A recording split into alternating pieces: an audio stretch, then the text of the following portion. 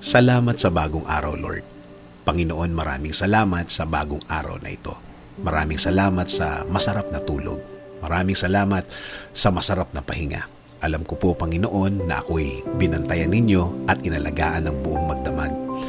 Haharapin ko po, Lord, ang araw na ito na puno ng pag-asa sa aking puso't isipan, sa aking buong pagkatao, sa aking buong araw ngayon. Alam ko po, Lord, na hindi mo ako iiwan ngayong araw na ito at patuloy niyo akong sasamahan at bibigyan ng guidance. Maraming salamat dahil ginising mo ako ngayong umagang ito at alam kong ang araw na ito ay magiging blessed dahil andyan ka, Lord. Punuin niyo po, Lord, ng kasiyahan o joy ang aking puso. Ipaalala niyo po sa akin kung gaano ako ka-blessed sa araw na ito. Lagyan niyo lagi ng dahilan ang aking kasiyahan at mga dahilan kung bakit magiging thankful po ako.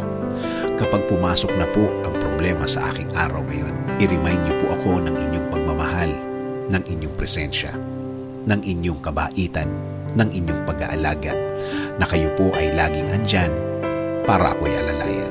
Kapag ako ay nanghihina, ipaalala niyo po sa akin na lagi po kayong andyan para ako'y tulungan, para ako'y alalayan, para ako'y alisin sa isang problemadong sitwasyon.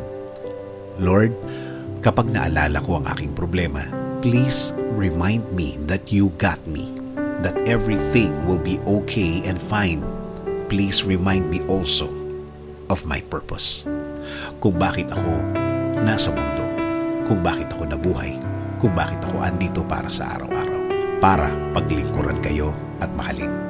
Kasama na ang mga nagmamahal sa akin at nagpapahalaga na kayo pa din ang dapat masunod sa aming buhay. Naniniwala kami sa inyong plano na lahat-lahat na gusto niyong gawin sa amin ay makakabuti sa amin, na ang lahat ng plano ninyo ay makakabuti sa aking kinabukasan at kinabukasan ng aking pamilya. Lord, patuloy niyo pong pasukin ang aking buhay. Isinusuko ko na po sa inyo ang aking araw-araw, ang aking mga gagawin at aking mga plano. Patuloy niyo kaming bigyan ng guidance sa araw na ito at sa mga susunod. Alam ko po, Lord, na ang araw na ito ay mas mabuti, mas maganda, mas produktibo kesa kahapon. Dahil ang lahat ay magbabago kapag kasama ka namin, Lord. In Jesus' name we pray. Amen.